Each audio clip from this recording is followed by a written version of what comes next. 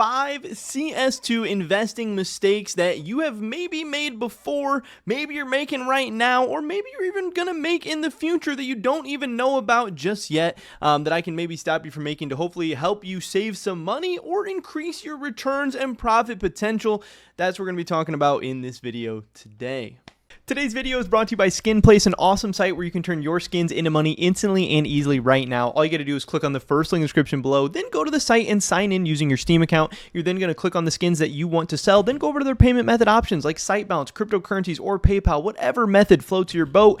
And then you're going to have an option to enter a promo code. If you use promo code GERM, you can actually get a 3% bonus on your first sale. So definitely go take advantage of that right now. Then click on receive money, go to the next step, and then they're going to send you a trade offer that you just need to accept and confirm on your Steam, and then your money's going to get sent to you a couple minutes later. It's that simple. It's that easy. Thank you to SkinPlace for sponsoring this video. So on this list of CS2 investing mistakes, at number 1, the first one I came up with for this list is going to be not cutting your losses. Now, this is a very, very big thing. So obviously we all have tons of CS2 ideas that might come to fruition. They might work out, they might not, but so many people in this community are so bent, and it is generally good advice, but it has become a little bit of a meme. It has become a little bit overused at this point. So many people, you'll see the tweets that are like, you know, buy high, sell low. There's so many people who don't want to ever sell anything for a lower price than they bought it, but guess what? That can be a very, very bad investing mistake. Now, I'm not saying that you should constantly be buying into hype and FOMOing into stuff and then selling it at lower prices, especially in CS2 where there is tons of fees and everything all over the place. The more actively you trade, the more you're going to be incurring those fees. There's sometimes fees for putting money on websites. Sometimes there's buyer's fees. Sometimes there's seller's fees. Sometimes there's fees for cashing out. You really don't want to be trading too often. You want to get into good items that you believe in and hold them for the long term, and just kind of hold on to them and ride the wave. I really do believe that is the biggest thing here. But cutting your losses can also be a very, very important strategy. And the best investors in all walks of life, in all forms of investing, oftentimes do cut their losses, do admit mistakes. Now, this can be for a couple of different reasons. One, it can be because something fundamentally changed. Take something like Paris, for example. If you did believe that Paris was a good investment, or you thought Paris was going to be a good investment, or you put money into Paris or whatever, guess what? In the past couple of years, since Paris has come out, a lot has changed. If you bought early on in the Paris sale, something that changed during the Paris sale was we found out just how much of Paris was getting sold. Also, we found out that CS2 did not bring in the new rush and huge wave of players right away that maybe some people thought it was going to. Also, we learned that the Paris sale, the length of it was an unprecedented length that maybe a lot of people didn't factor in at the beginning. Also, since Paris has come out, we have had 2 more borderless sticker sets with Copenhagen and Shanghai. So guess what? The investing thesis of investing in Paris at the beginning is not what it was, is not what it is anymore. It's not what it used to be. So you had very, very many opportunities as Paris has continued to fall and fall and fall to cut your losses. Now, again, people are going to meme on you. They're going to say, oh, you bought Paris for 25 cents or 22 cents or 20 cents or whatever, and now you're selling it at 18 or 15 or 12 or 10 or whatever. But guess what? The other big thing is obviously opportunity cost is huge, especially in the CS2 scene where, yeah, Paris or whatever investment, I'm choosing Paris as an example, it might bounce back. It might come back up, and maybe you ended up selling and then it goes up right after. But guess what? As long as you're keeping your money in the markets and moving it to alternative items, you have an opportunity to be in something better that's going to go up faster or higher or quicker or whatever. So sometimes cutting your losses, it might, you might have to swallow your pride and your ego a little bit, but not cutting your losses is definitely a huge mistake, or not ever being willing to cut your losses is a big mistake.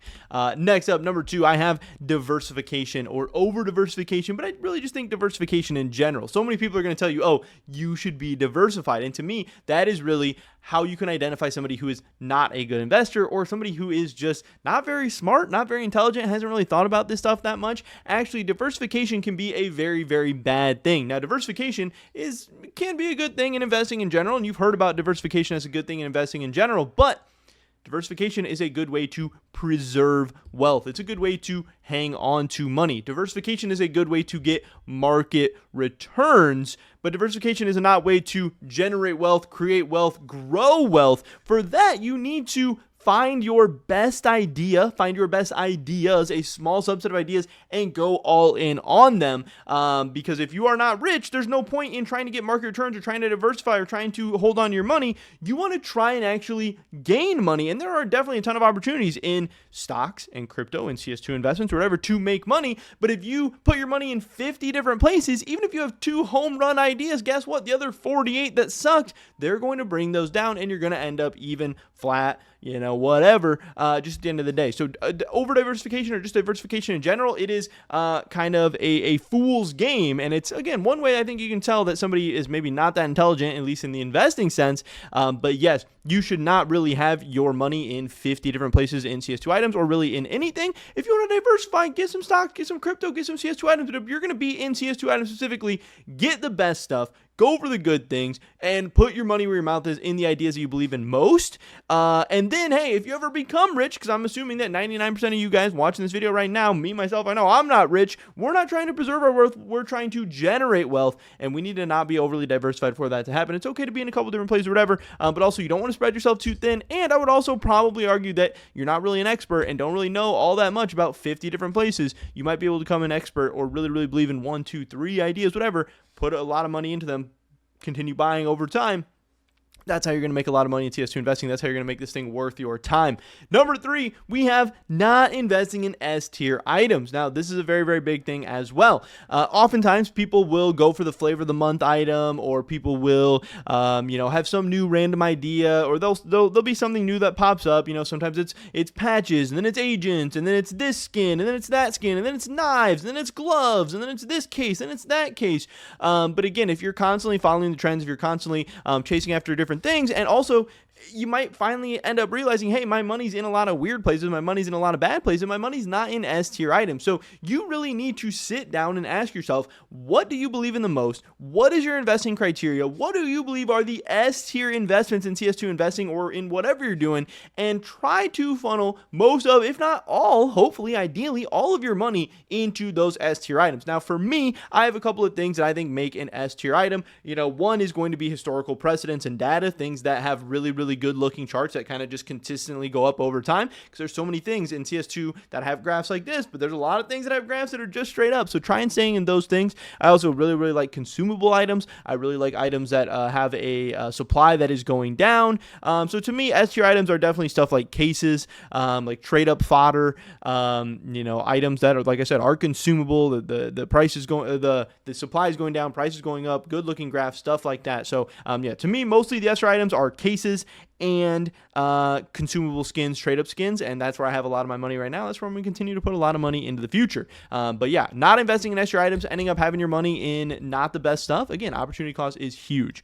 Number 4, I have investing off of vibes. Now, I know I talked about a little bit about this already. So many people are like, oh, I think this is going to happen when this happens. An example of this might be like, with the recent M4A4 buffs or the recent FAMAS buffs or whatever, people being like, oh, I think this is going to happen, or I think this FAMAS skin is going to go up, or I think FAMAS are going to go up, then they're going to crash, or blah, blah, blah, blah. Well, guess what? You can literally go back and look at data and charts to look at when other items were previously changed or buffed or nerfed or whatever. I know we got some MP9 nerfs and people are like, oh, maybe the price is going to fall. I know we got some buffs of other items. People are like, it's going to go up, down, sideways, backwards, whatever. But like I said, you can go back and look to when other items were buffed, and you can see what those charts look like, and you can get a pretty good idea of what is likely going to happen this time. This also is the case for, all kinds of different stuff. You can also go back and look at what have been the best performing investments previously. You don't have to say, oh, I really think, the fuel injector is an amazing skin investment. It's like, oh, why do you think that? It's like, oh, because I just think it's cool and it's expensive and it's rare. It's like, okay, well, has it been a good investment? What's the performance of that investment over the past year, over the past 5 years, 3 years?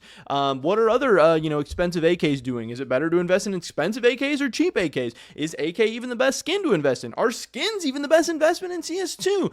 Things like that. Don't just invest on vibes. I know so many people who have just bought a random pair of gloves or a random knife or a random AK and been like, oh, this is my CS2 investment. It's like, why? It's like, oh, I don't know. It's cool and it's expensive and it's rare and it's old, blah, blah, blah. It's like, okay, well, go back, look at some charts, look at some data, stop investing off vibes. CS2 has been around for a while. And yeah, the CS2 investing scene is always changing, but at least have some data, at least have some precedence, at least have some reasoning for what you're doing. Stop investing off of vibes. There's way too many people doing that right now. And I also think that's something, why my channel's been able to have some success, because I try to show you charts. I try to give you data. I try to give you, what has happened before, why I think something's going to happen in the future. And I'm not always right. I've definitely been wrong. I've definitely made mistakes, but you're going to end up with way, way, way more wins than people investing off vibes, I do think. And then finally here at number 5, you have to actually believe in your investment. So number 5 would be stop investing in things you don't believe in. This is why I think it's really, really hard when, well, one, I wouldn't like to, people reach out to me or comment on my videos or DM me on Twitter or message me on Discord. They're like, hey, I have $1,000, I have $500, I have $5,000, whatever. What should I invest in? And I really don't like to tell them anything because, one, I don't want them to come back and be mad at me when they lose money or whatever. And it's not really my place to tell them what to do with their money because everyone's situation is so different. I don't know how much that money means to you. I don't know how much you need that money. I don't know how much you can afford to, take chances with that money. I have no idea what your situation is, what your goals are. If you're trying to make a little bit of money, trying to make a lot of money, whatever. I can't really tell you what to do with your money, but also the other reason why I don't want to tell you what to invest in is because if I just tell you what to invest in or what I think you should invest in, you don't believe in that. That's my belief. That's my investment, whatever, and you don't believe in it. So then once things start to falter, you're going to panic sell, you're going to panic, you're going to be frustrated, you're going to have all these emotional decisions tied into it, you're going to have emotional decision making when really the best investing strategy is find something you truly believe in, and then when it goes up, you're winning. When it's down, you want to buy the dip. You want to continue to add to it over time. You want to dollar cost average into the best stuff.